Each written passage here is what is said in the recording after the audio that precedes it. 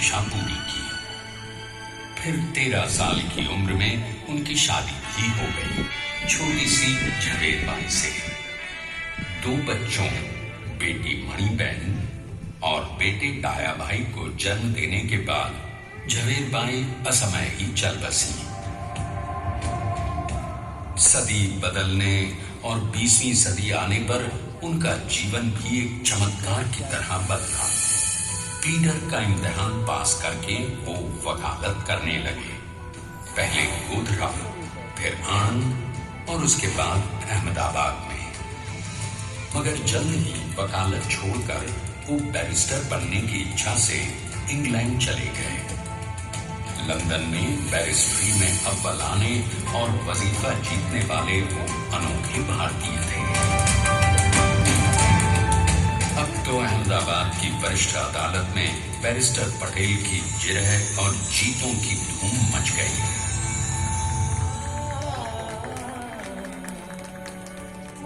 तभी एक युग पुरुष ने वल्लभ भाई के जीवन की धारा ही बदल दी।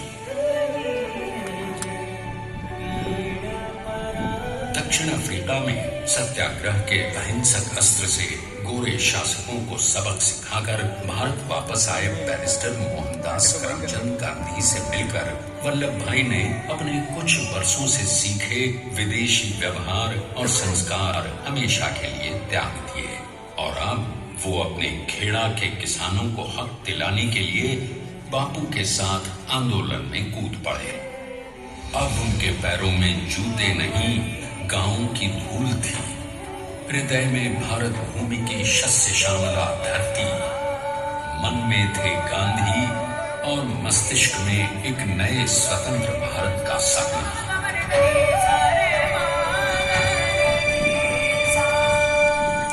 तभी बारडोली के मजबूर मजलूम किसानों की यातना का समाचार उनके पास पहुंचा। तुरंत वल्लभ भाई वहां पहुंचे और यूं शुरू हुआ भारत का सबसे बड़ा और सफल किसान आंदोलन, बारडोली। वल्लभ भाई ने बारडोली के 87,000 किसानों को ऐसा अटल, अडिग, अचल मनोबल दिया कि अंग्रेजी सरकार हिल गई और 1 बरस के बाद उनका लगान माफ कर दिया गया। अब तो पूरे देश में लोग वल्लभ भाई के नाम की कस्में खाने लगे। स्वयं महात्मा गांधी ने कहा, अब वल्लभ भाई मेरे शिष्य या साथी नहीं, सारे देश के सरदार हैं और देश को मिल गया एक अनोखा असरदार सरदार।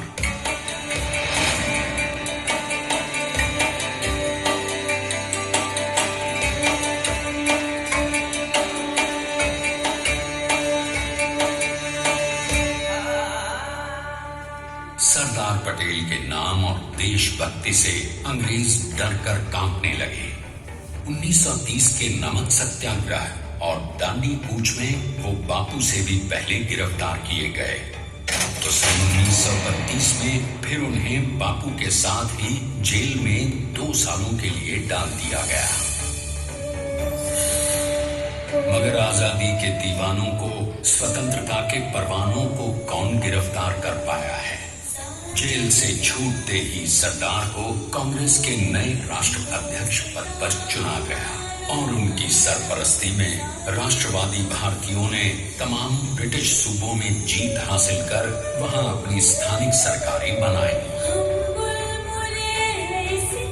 किंतु सरदार का सपना केवल सरकार बनाना नहीं था, उनका स्वप्न तो था एक ऐसे नए भारत का जहां हर रंग, हर रूप, हर जात, मजहब, तबके का हिंदुस्तानी एक साथ मिलकर एक ऐसा नया भारत बना सके जहां पूर्ण स्वराज के साथ सारे समाज को गरीबी, अशिक्षा, छुआछूत से भी आजादी मिल जाए।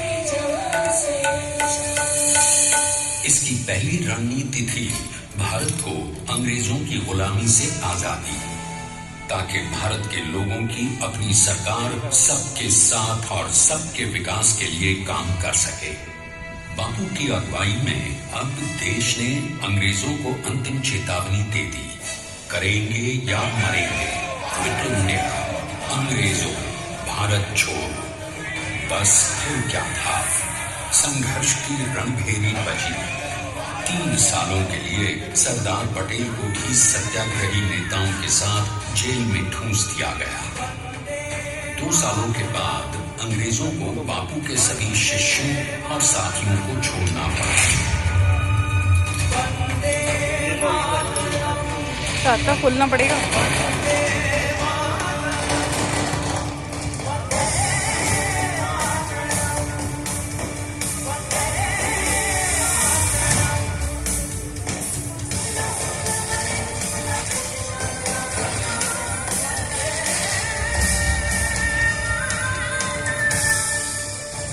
स्वतंत्रता के स्वप्न के सच होने के साथ अब सरदार पर कई एक नई जिम्मेदारियां थी।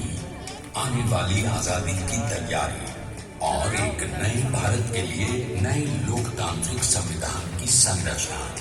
जैसा उनके साथियों ने खुद कहा था, सरदार ने ही छैनी हथौड़ी लेकर एक नए भारत को उकेरा है।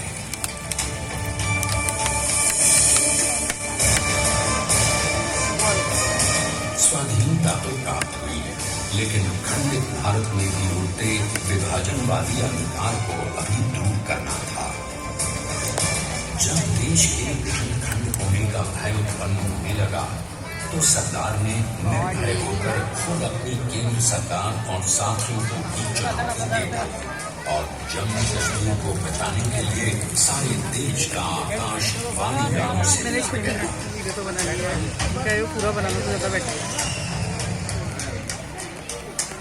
और फिर हैदराबाद और जूनागढ़ के भारत में विलयीकरण को पाकिस्तान से चुनौती मिली।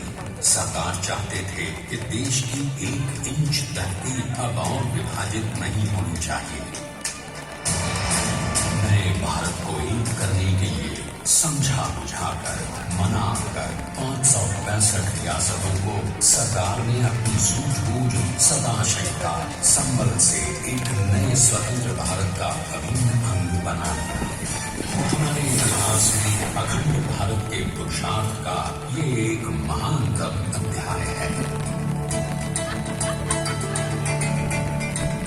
जैसा उन्होंने स्वयं कहा था, हमें नए धागों को पुराने ताने बाने में ऐसे पिरोना है कि एक दूसरे में गुंथ जाए और बेहतरीन बनावट वाला एक नया भारत उभर कर सामने आ सके।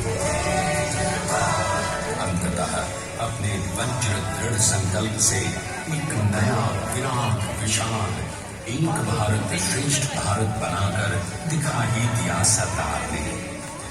संसार के सबसे बड़े प्रजातंत्र के शिल्पी को प्रणाम करने के लिए देश ने बनाया है ये समर्थ स्मारक। स्वाधीन भारत को समर्थ भारत में बदलने वाले सरदार पटेल को समर्पित प्रेरणातीत भी है। प्रधानमंत्री श्री नरेंद्र मोदी के नेतृत्व में बनी विश्व की इस विशालतम प्रतिमा के सामने आकर सारी दुनिया जैसे स्वयं ही नतमस्तक हो जाती है।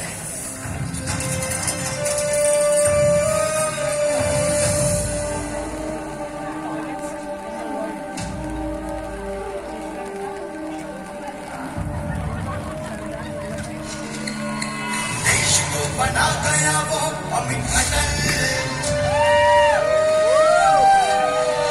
बना सका उसे न कोई शत्रुदल। वाह, सभी आ गए इसमें। चट्टान के समान सा पुरुष प्रबल, स्वदेश का सम्मान है, स्वदेश का सम्मान है, स्वदेश का सम्मान है, स्वदेश का सम्मान है।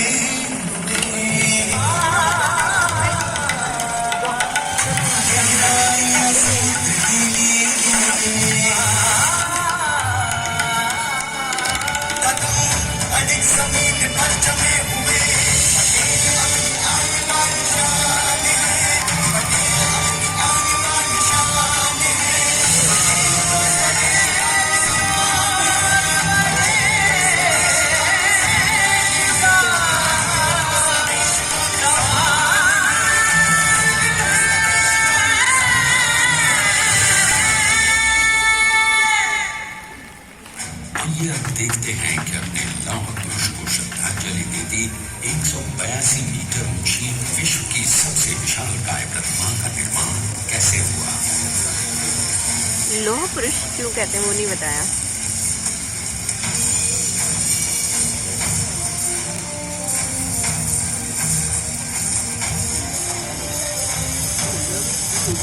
गगनचुंबी इस अद्वितीय अभूतपूर्व प्रतिमा को बनाने के लिए